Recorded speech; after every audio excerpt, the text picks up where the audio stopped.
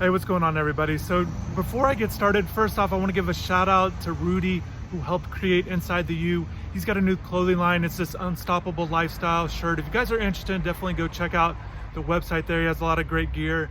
I just want to give a quick shout out to Rudy there.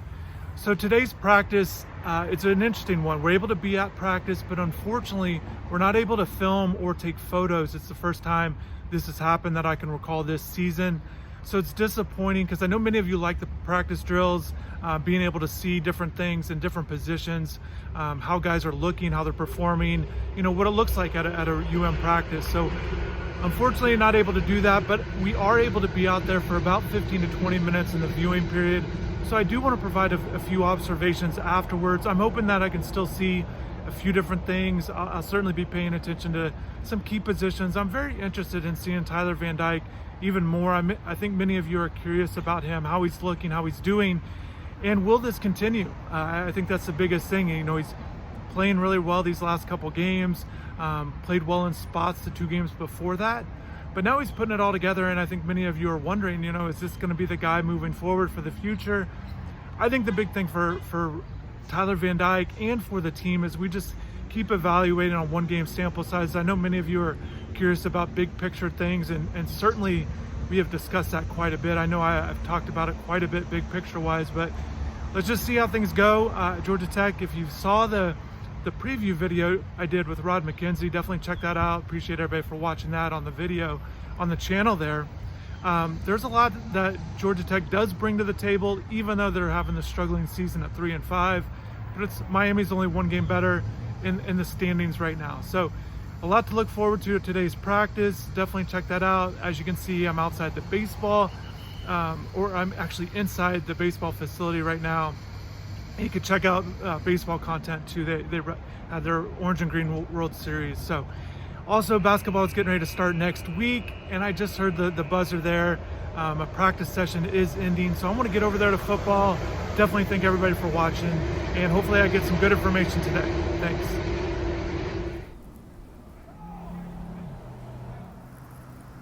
Hey, what's going on, everybody? So we just wrapped up watching about 15 minutes of the practice periods. We only got about 3 periods today. Usually we get 3 or 4, so we got to see about as much as we are usually able to see, but unfortunately, like I said, we just weren't able to do film. But one thing I was able to do with that is I was able to focus a little bit more on the offensive line, more than normal, because as you guys know, they practice on the other end of the field. Today was no different. But without a camera, I was able to kind of just watch it a lot more. And today, just kind of some things that stood out to me, and more on the offensive line. I actually wrote something on InsideTheU.com, basically like a VIP article, kind of breaking down the Pro Football Focus grades on how these guys performed last week. And if you remember, and this has kind of been happening these last several games, where not only is it the same starting 5, but these guys are pretty much taking all the reps. And last week they took all 75 reps in the game.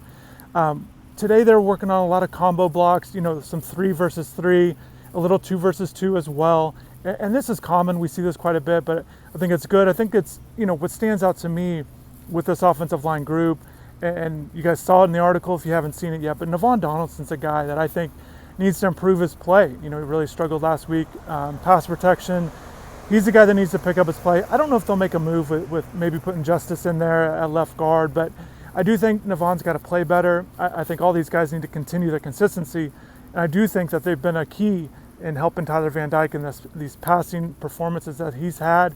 He's getting good protection back there for the most part. So these guys have to continue their play. As you remember, they did struggle at times.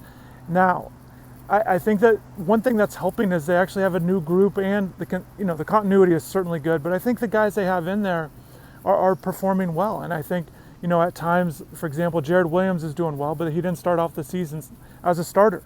So he's done real well all season long. Zion Nelson's doing well in addition to Jared. So guys are doing well. I think DJ Scaife has settled in at guard, even though he's admittedly said that he prefers tackle, but he's doing well. And Coach Lashley, I think it was Coach Lashley last week, mentioned that DJ's doing well.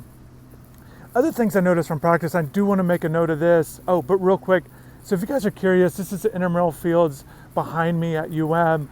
They do different events. If you guys didn't go to school here, flag football and things like that. Coming over here reminds me of a story. I had a friend, there were 3 of us, and one of the guys thought he could run a under 5 40-yard dash. And if you guys have ever run the 40-yard dash, I know you guys hear the times and you think you could run something, and this guy was not an athlete or anything like that, but he was in shape. He thought he could run under 5. We measured it out here. We came out here in the middle of the night or middle of the day, came out here, and he was running 5.2. So for any of you that have not ever tested yourself, I'd be surprised if you can run under 5, even though that hurts the ego a little bit, because offensive linemen, some of them can do it, as well as defensive linemen. So anyways, just a quick story. Big note today, I thought, I touched on the offensive line, but one thing I do want to note is Jalen Knighton was in a red non-contact uniform. I was watching him go through drills quite a bit, and it helped that the running backs were close to the offensive line. So I was able to keep my eye on both of those guys. But from what I could see with Jalen, he was going through all the drills. He looked to be moving around okay. And I'm kind of looking maybe if it's some sort of a, lower body leg injury. He certainly looked okay there in the way he was moving. Now, this wasn't full speed drills or anything like that, but I don't think it's anything to be concerned about right now. But I do want to make a note of it. And certainly with the running back situation, kind of like the quarterback situation, they can't afford Tyler Van Dyke or Jalen Knighton to go down. So I think protecting both of those guys is a smart idea. So if Jalen's a non-contact the rest of the season, I think you'd understand why. So just want to note on that. Another thing I want to note today, and I've touched on it briefly throughout the season, but I do want to make a note of some of these scout team guys. And if you guys don't know how this works, basically if you're buried on the depth chart, you wear a uniform of another, whoever you're going to play next. For example, Jeff Sims, Georgia Tech quarterback, wears number 10. Today, Peyton Matoka wore number 10, and that's how it works. Guys don't wear their normal uniforms. And I do want to give a shout out to Peyton because he's been the scout team guy for most of the season. And Manny Diaz has talked about how many good quarterbacks they have faced this season, and Peyton Matoka has emulated most of those guys in practice. And he's a guy that can move a little bit, so I think he's not Jeff Sims. I don't want to get it twisted there, but he's going to provide a good look, as good a look as they can from a scout team guy. Other scout team notables that stood out today, I thought Mikhail Tubbs was a guy at wide receiver that's emulating Daz Worsham is another guy that's there on the scout team. And something also to mention, Khalil Brantley is a guy on scout team. So just some offensive guys that are putting in the work on scout team, once again buried on depth charts, but they are getting some good reps in practice. So those guys kind of sticking with tight end. I mentioned Brantley, but Larry Hodges was right behind Will Mallory in the drills, maybe indicating he's the second team guy. And it's not that Elijah Arroyo hasn't been producing. I've just noticed that there has been games recently where Larry has gotten more reps than Elijah, and it's it's very surprising to me because Elijah's looked really good when he's been out there. Based on your guys' comments and the videos and on the message boards, some of you even think Elijah should get more reps than Will Mallory.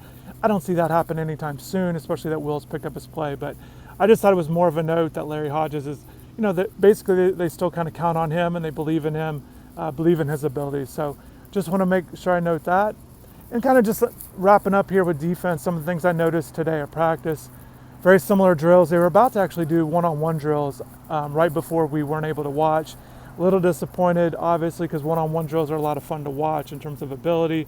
In particular, I'd really like to pay more attention to Marcus Clark, a guy getting more reps, and also to Corey Couch, a guy that was, thought to have been poised for a breakout season and has just not had that season that he would have hoped. So I wish I could see a little bit more of those two guys at cornerback. I did watch him in drills, but basically they were moving well. Oh, another scout team guy I want to mention is Malik Curtis. Some of you guys have mentioned him. I was watching him today, but he's been a scout team guy for most of the year as well. Today he was wearing the number 3 jersey, so he's just not in the mix. They've got other guys that they're going with, and that's just kind of how it goes. Key for those guys to continue to develop and take advantage of their reps. And if they do get opportunities in the game, particularly special teams, I talk about that quite a bit with young guys. So linebackers, is pretty much all the same thing with the defensive line. Linebackers, there wasn't a lot different. I thought maybe we would notice a lot different today with the viewing period since we weren't able to record.